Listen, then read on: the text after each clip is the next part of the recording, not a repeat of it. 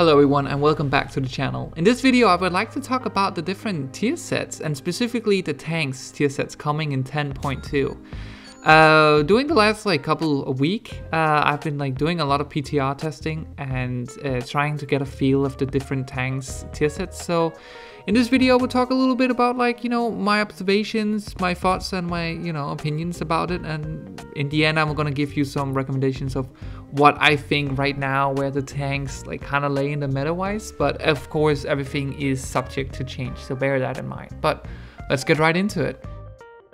So let's start off with the one that I'm personally most interested in, which is of course the Demon Hunter. So the Demon Hunter's 2 set is that Sigil of Flame's periodic damage has a chance to flare up, shattering an additional soul fragment from a target and dealing additional damage. Each 40 fury you spend reduces this cooldown by 1 second. And for the 4th set then, it's gonna, when you attack a target affected by Sigil of Flame, your damage and healing are increased by 2% and your maximum health is increased by 2% for 8 seconds, stacking up to 5 times. Now, I think I want to preface this by saying that Demon Hunter is about to get a really big rework, which I am personally really excited about and interested to see. So, one thing I want to say about this tier set is that it is going away from the Fury brand build that we have now, which is a really good tier set in 10.1, and instead we are of course going over and focusing on our sigils, which right now at the moment our talents doesn't really support, and that is one of the things that Blizzard has been open about, that they want to change that in the rework. So we'll have to look at how that navigates the rest of the talents when all that is coming out. But let's look at the tier set for 10.2 as it its face value. So the actual damage of it is a tier. Well, this whole tier set is something that's it gets better in AoE situations. We'll come into next with the warrior, which is more focused on single target. It feels like Demon Hunter is very much focused on AoE, and the more the more you can hit with your sigil frames, the more the chance. And again, we don't know what this chance is, and the damage doesn't seem to be this is tuning thing. This could change of course, but right now under PTR it doesn't seem to do a whole lot of damage, but still it's doing fine and everything. But the more important part of this is the 4th set, where your health and your damage and your healing is increased by 2%, stacking up to 5. So it's quite easy to get to your maximum 10% max health, 10% healing, 10% damage really fast, and keeping it kind of consistent because you are reducing the sigil's cooldown every 40 rate. This means that the Demon Hunter has a tier set that's actually gonna make it kind of sturdy in a lot of ways, and 10% might not sound like a lot, but for Demon Hunter this extra healing, this extra maximum health is really important, especially outside of your metamorphosis, which is where you are the squishiest. Getting at those extra maximum health actually does a pretty big difference, and the same goes as the healing. I know everyone looks at Blood DK as self healing and stuff but the Demon Hunter does quite a bit of self healing, so supporting that is only gonna make it better.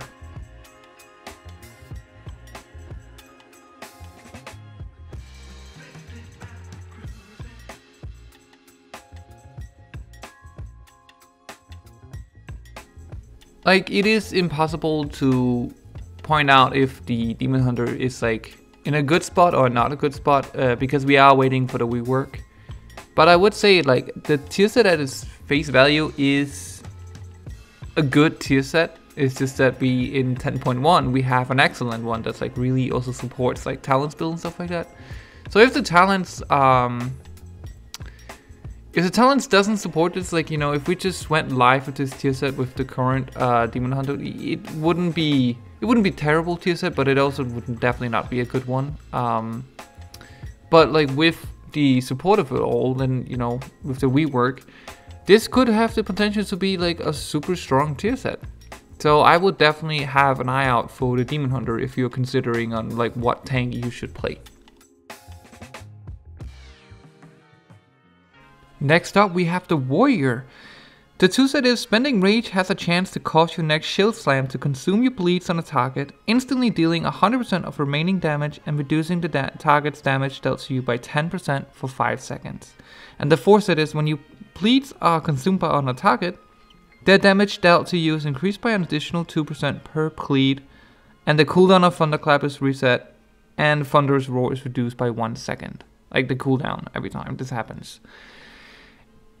As I mentioned right before, this tier set is like solely single target. It's a really good tier set in that situation. I feel like, you know, with this tier set, Protection Warrior might go ahead and be like maybe the best raid tank.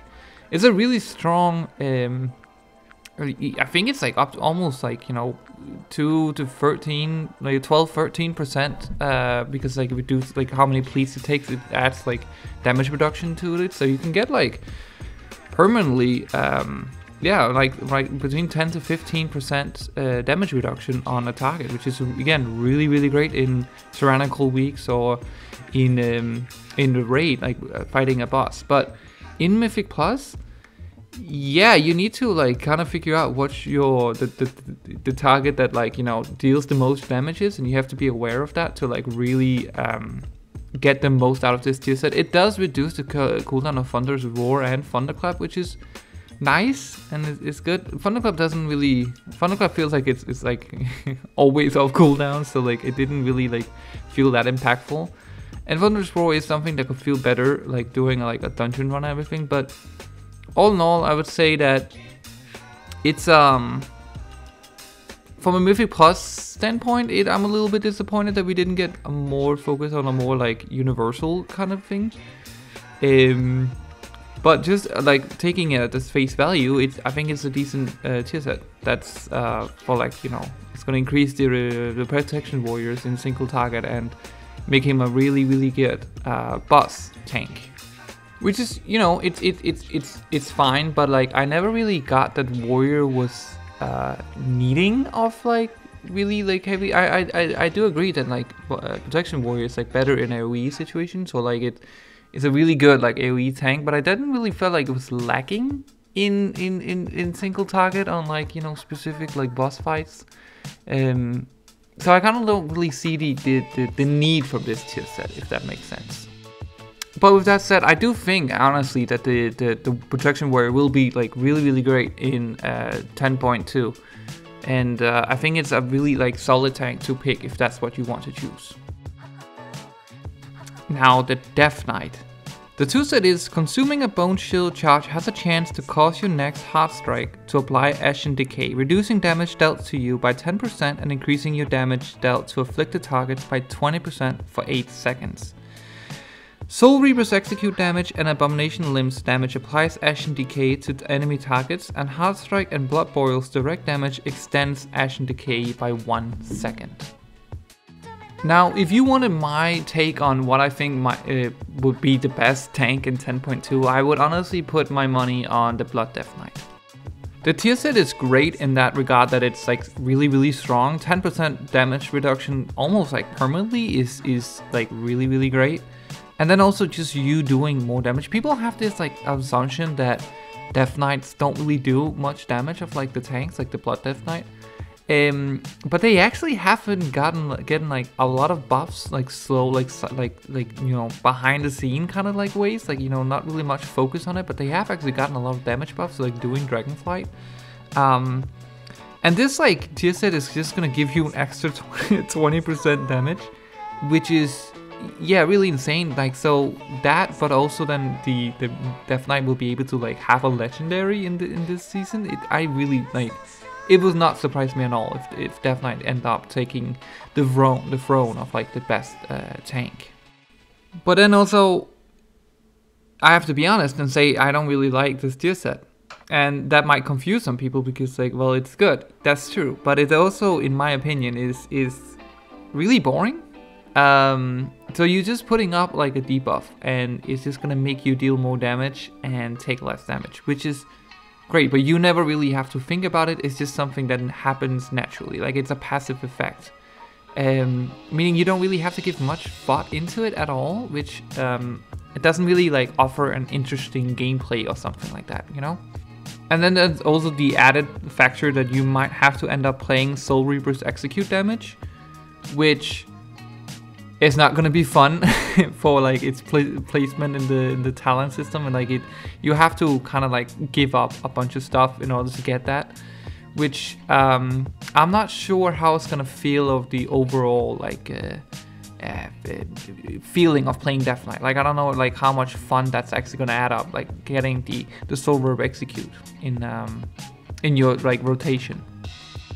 But yeah, if you wanted if you want to play the strongest tank, then I would honestly start leveling up and gearing up your Blood Death Knight. And the whole like fun aspect of it is subjective. Like if you want a tier set that's super strong and you just don't have to worry about it, it doesn't like, you know, offer that much like gameplay change to you or whatever.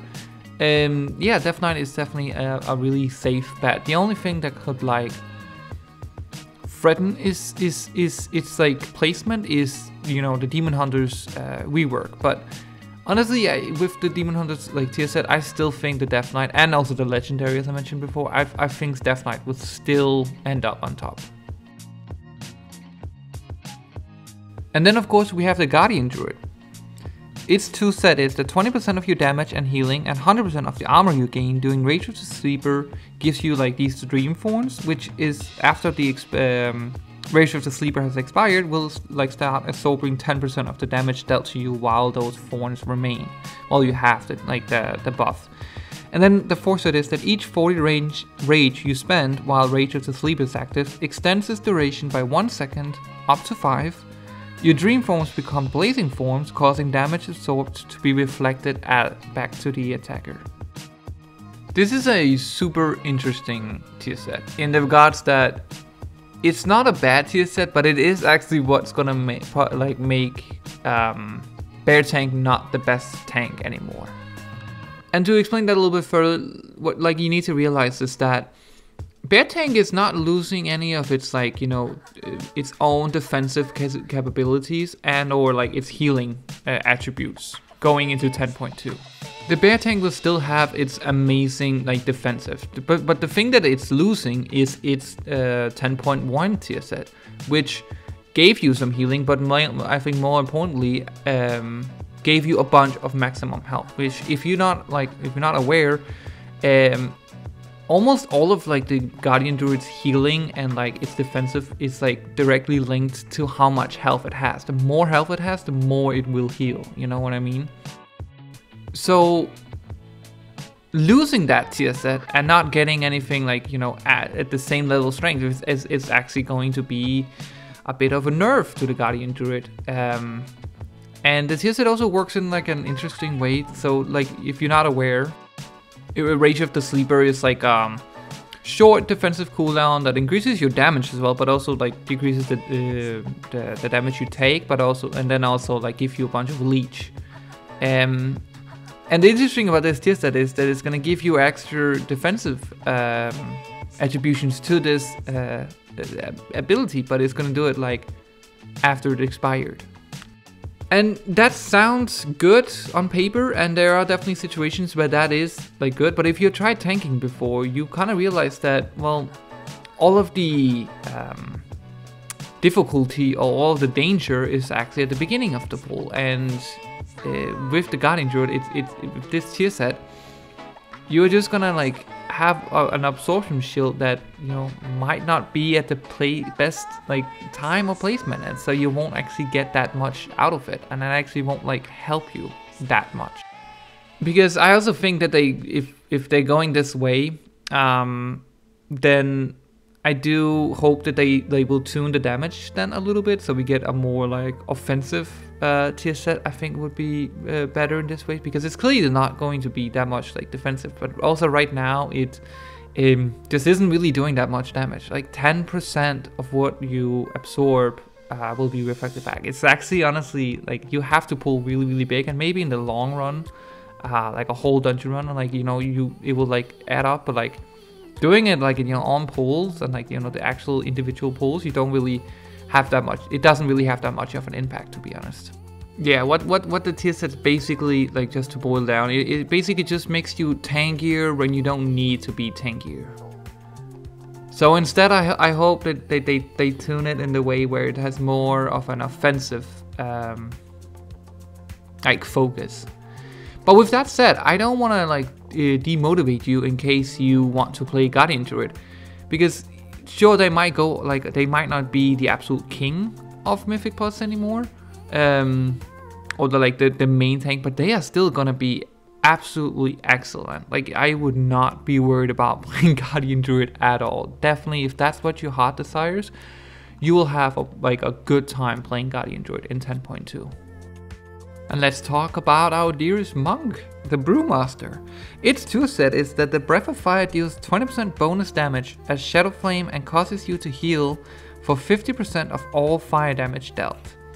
And its foreset, your attacks against targets afflicted by Breath of Fire have a chance to deal 5% extra damage as Shadow Flame, and each Celestial Brew also grants a stagger absorb equal to the amount of Shadow Flame damage you have dealt, causing damage delayed by stagger to instead be prevented.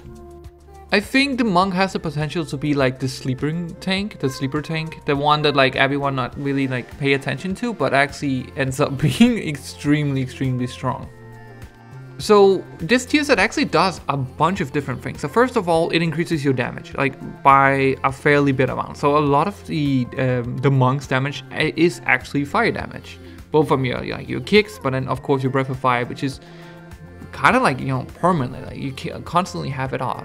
So the tier set does not only just increases your fire damage, but it also just makes you give you like a bunch of leech and like self-healing. And if you're like aware of the monk, getting like sustain on a monk is extremely powerful. And then it's foreset where like every Celestial Brew also grants a stagger absorb equal to the amount of Shadow Flame damage you have dealt. Means that like, you know, you just kind of like, you know, you have like increased damage, you have self-healing, and now you kind of also have in a way a permanent like, you know, sort of like absorb shield, or like just something that will like take away like the dot from like the stagger.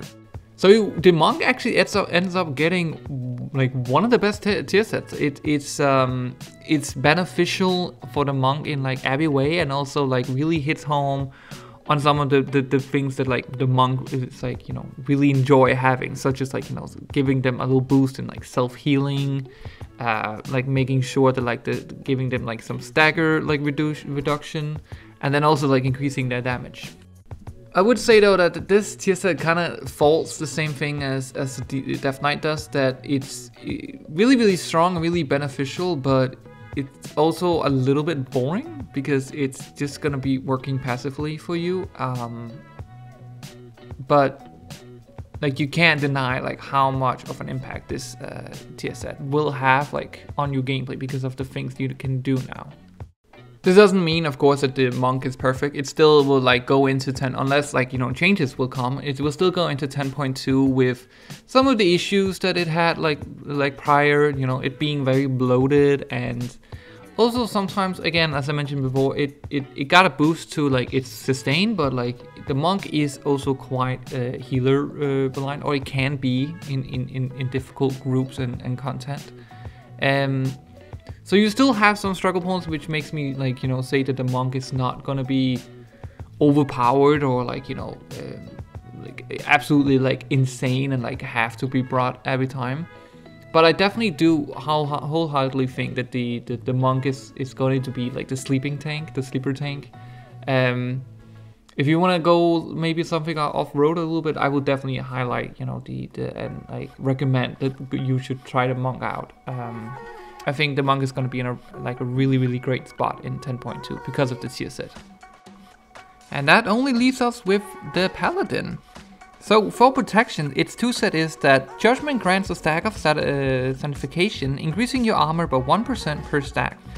Upon reaching 10 stacks, your next cast of Consecration is empowered, increasing its damage and healing by 200% and its radius by 30%. Sanctification stacks are reset when your empowered Consecration ends. And then the foreset is, while you are within Empowered Consecration, your abilities have a chance to deal 20% damage or healing as fire. So there's no need to like beat around the bush. The Paladin is for sure going to be the weakest tank, just looking at the tier sets only. Like, you know, again, tuning and changes can come and they can, you know, be buffed and nerfed, whatever. But right now, with this tier set, Paladins are not looking great. So first of all, like this tier set, like, you know, doubles down on your consecration, which is a core element of playing protection Paladin, definitely. But just because it's a core or like a fundamental element of it, doesn't mean it's that fun. It really is frustrating, and you really notice it when you start playing other tanks than Paladin, that you're really limited in how much you can move. Because you need to be in your concentration like at all times. And then, like, with that being said, this tier set just really is not doing that much for you. Like this 1% armor stacking up to 10 times is laughable. Like I hope that they change it so it gives you like a mastery, because mastery increases like how much damage reduction you have in your concentration, but it also like increases like the damages and stuff like that. So I think like it would have a lot more synergy if it was like mastery got built up. Or I just also wish that there's more into concentration than in just this what the tier set has to offer right now. Like just increased healing and like some damage is like okay, but it doesn't really seem worth it, to be honest. Like this forces you into playing a really heavy concentration build, which honestly I just don't think is that fun or that soothing for a Paladin. Like I mean it is soothing because again it's concentration, but it's really not that fun. I wish that they had gone a more defensive route, to be honest, because Paladins is one of the tanks that like are in the one-shot danger, or can be, and I think like having a more like sturdy Paladin would be like a fresh yeah, like interesting at least, or like something more. I'm really disappointed by this tier set, to be honest. It's not looking good for Paladin.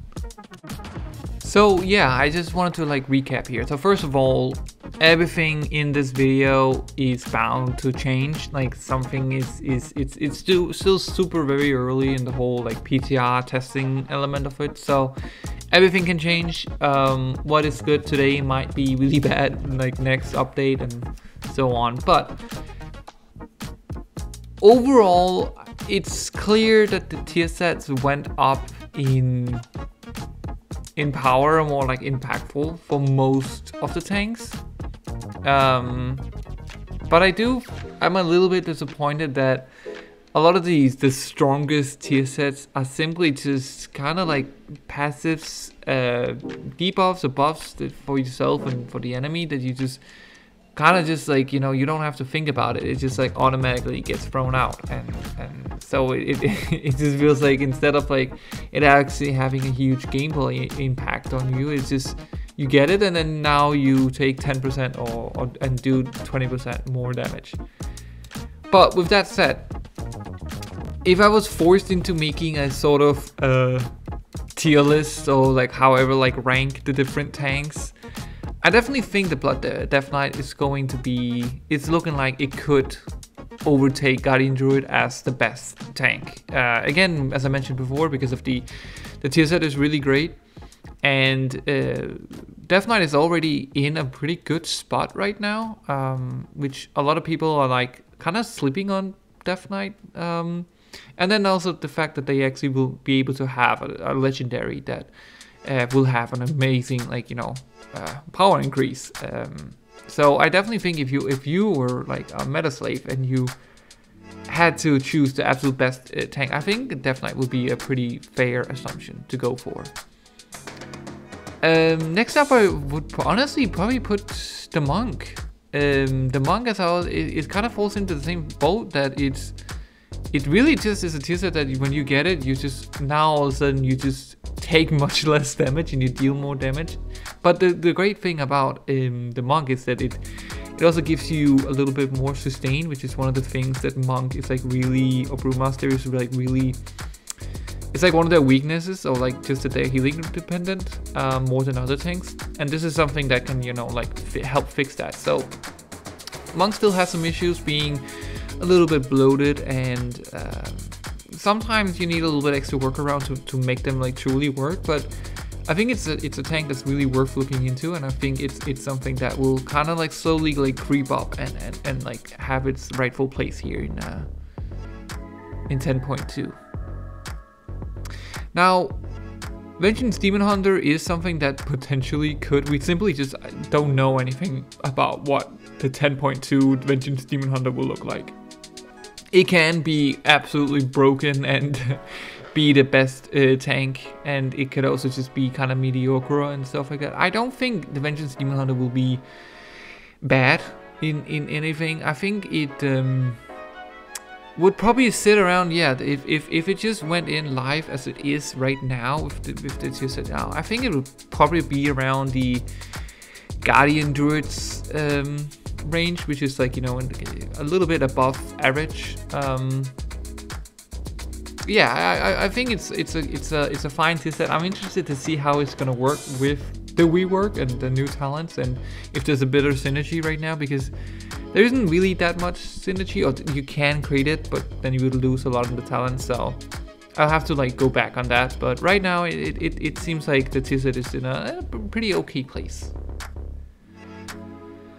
Then of course, I think the warrior is difficult to place because it's specifically what content you make or like you want to play. If you are going into raiding, I think if you want to just focus on raid and like, you know, be the best at that, then I think you can't really go wrong with the protection warrior. You bring a raid buff, but you also have the whole very single target orientated tier set. I'm kind of disappointed by it, simply just because I enjoy Protection Warrior a lot in Mythic Plus, and it doesn't really add that much value in Mythic Plus. It does under Tyrannical bosses, definitely, but with that said, Protection Warrior is a great tank. Protection Warrior you really just can't go wrong with. They are like have something almost for every situation, and if you want to play Protection Warrior, you won't be disappointed, but it's not like something is like pulling it, you know. I think Protection Warrior is going to be around the same place as it is now, where it's like a little bit underrepresented, but still an amazing tank and doing everything great. And I feel like I have the same thing to say about the Guardian Druid, but the only thing is, you know, the Guardian Druid is definitely getting dethroned, but it's not really, it's still going to be as tanky and like, you know, still gonna have really great defensives and also like great damage output. It's just not going to be as strong as it is right now. And as I mentioned before, if you are saddened by that, I really don't think you should be. I think you will be absolutely fine playing a Guardian Druid. I think it will be having a lot of fun, and I think the tier set is maybe not the strongest, but it is gives you like some, it like buffs off Rachel Sleeper, which is a fun ability to use, so I can't really like hate on it like too much. But yeah, you are definitely like getting down a notch. And you know, that of course leaves us with the Paladin, and yeah, the Paladin is I personally think that this just needs to be changed. As I mentioned before, the least they can do is remove the armor aspect of the buff that you get, because like 1% armor is laughable. it's really not that great. My suggestion was, you know, giving it them like more mastery, because that goes kind of into like the concentration kind of playstyle. But I would also like enjoy like getting more haste, and it would be more like, you know, active for fun. And it kind of like, this whole disappointment kind of stems from concentration just honestly not really being that interesting or fun of a gameplay core. Like it's not fun to just like, okay, you refine yourself to like this really small spot that you like, can't move out of. It really limits you instead of like, you know, opening up, which, you know, yeah, that's basically the point of it all. Like that's like the main criticism. It instead of like having a gameplay loop that like, you know, it's very open, like you can just do what you want to, instead like closes you in and forces you and limits you in how you like you navigate and like how much you can move around. I think it's too much of a like it's unrealistic that, you know, they're just gonna like completely rework Paladin, especially now that they just got reworked and they stuck with consecration. But yeah, no, this tier set is just really not it for Paladin, and it's a shame because the same thing kind of happens with 10.1, where, you know, Paladin still is a great tank in the sense of like it's one of the best like tanks for just pucking, because you have like an answer for everything with like dispels and battle rests and like, you know, instant heals all the way to max health.